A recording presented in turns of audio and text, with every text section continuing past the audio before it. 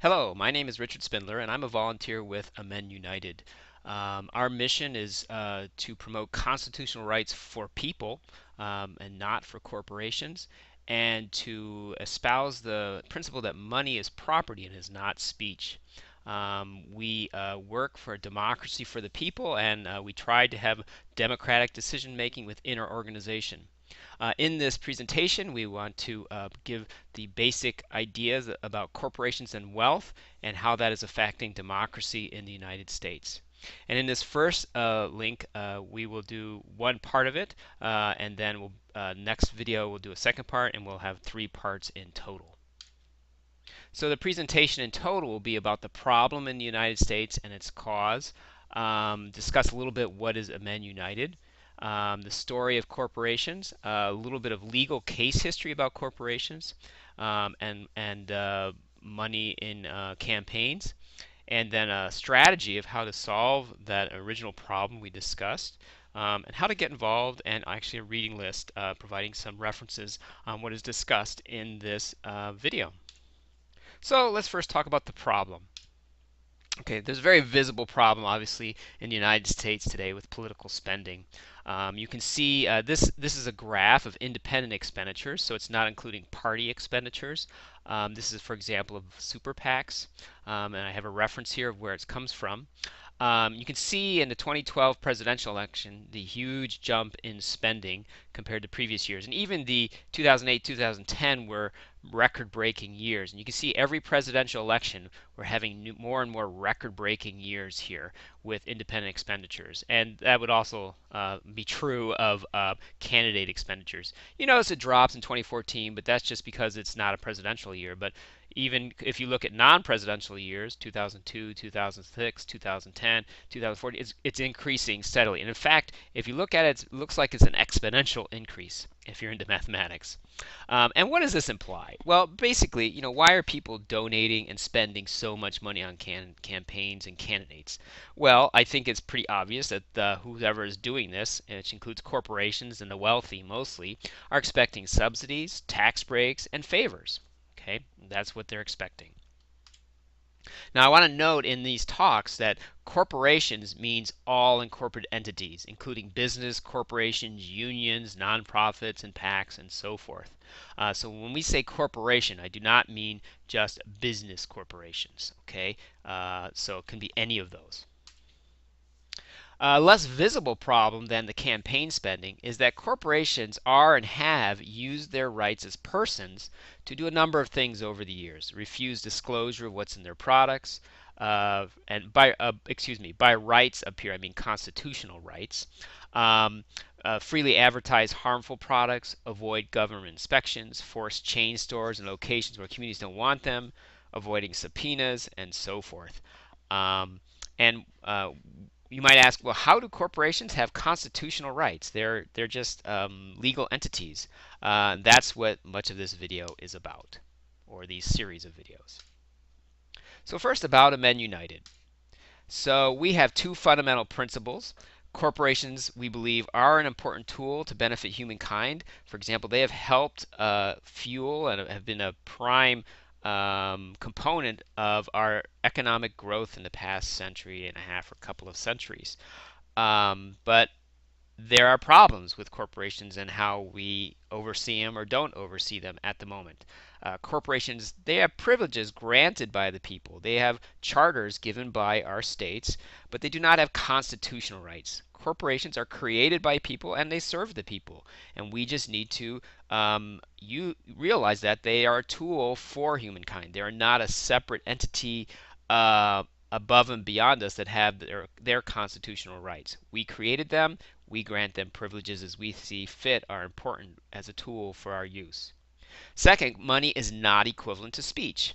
Money is property, so having greater wealth should not imply the right to greater speech. And again, I want to emphasize here, corporations include all sorts of incorporated entities. So our vision at Amen United is to restore true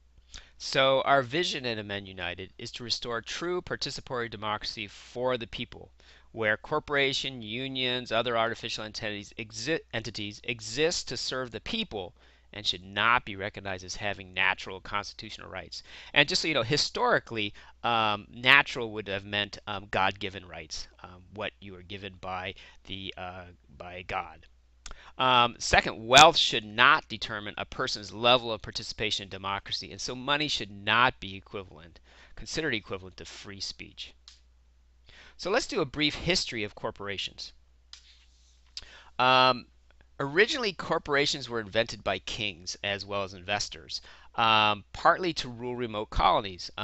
So the king did not have to be at various colonies throughout the world to rule them. So basically, the king created these corporations to extract wealth from the colonies and send them back through various ways, taxes and so forth, to the king. And of course, the corporations, the owners of the corporations, would get a cut on that wealth.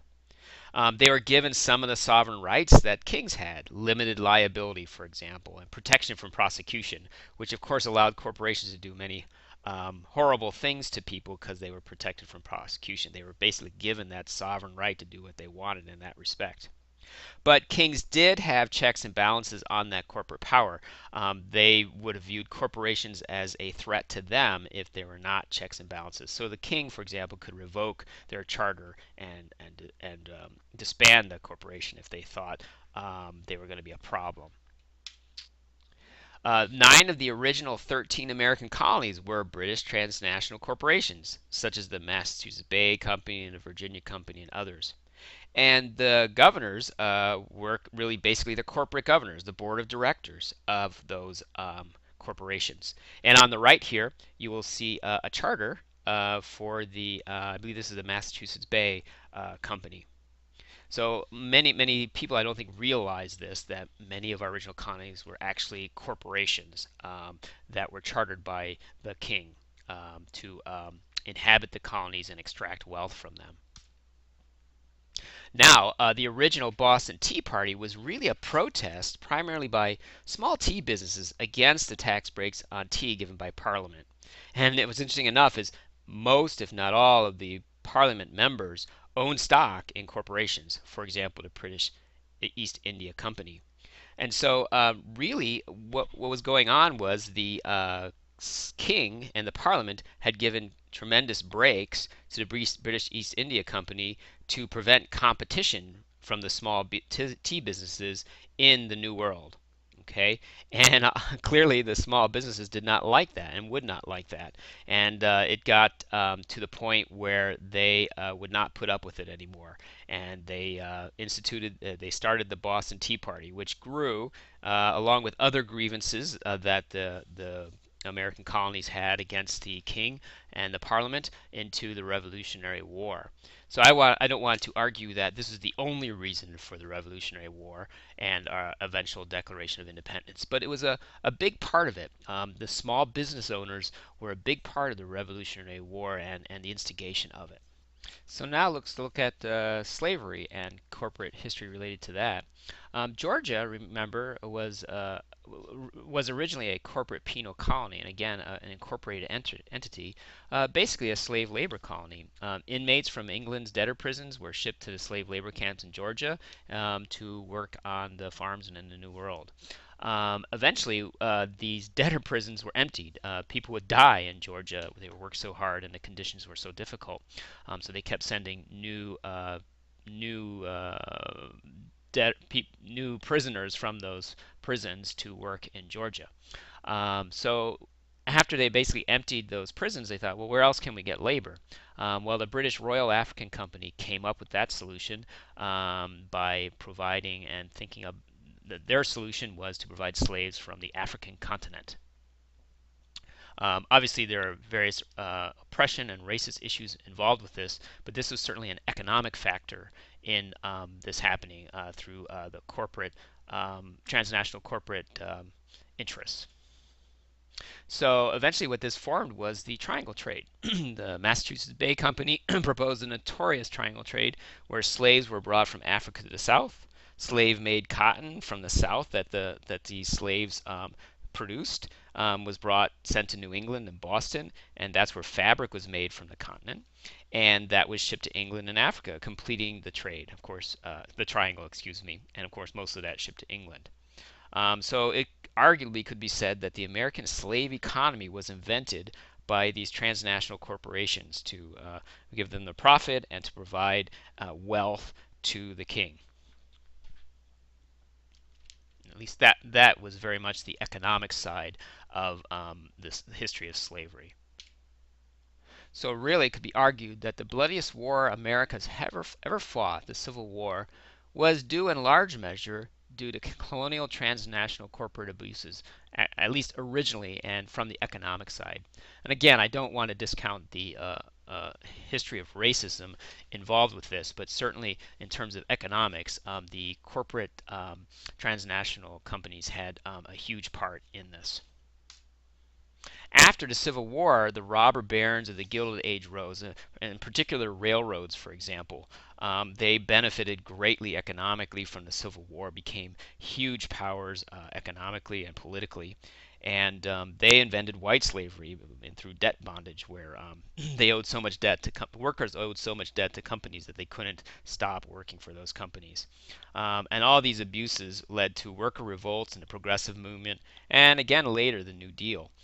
So in a way, the progressive movement was the second reaction to corporate abuses, just as the the Boston Tea Party and the Revolutionary War was the first reaction to corporate abuses. Well, what happened post Civil War? After the progressive movement and some of the abuses were addressed somewhat. Giant corporations came to power again during and after World War II, much like during the Civil War that happened. And arguably, corporations again are, I would argue, getting out of control and instituting many corporate abuses. And I would say now is happening our third reaction to the corporate abuses, in particular of transnational corporations. So that's it for the kind of brief story of corporations. In the next video, we'll talk about the corporate legal case history. Thank you very much.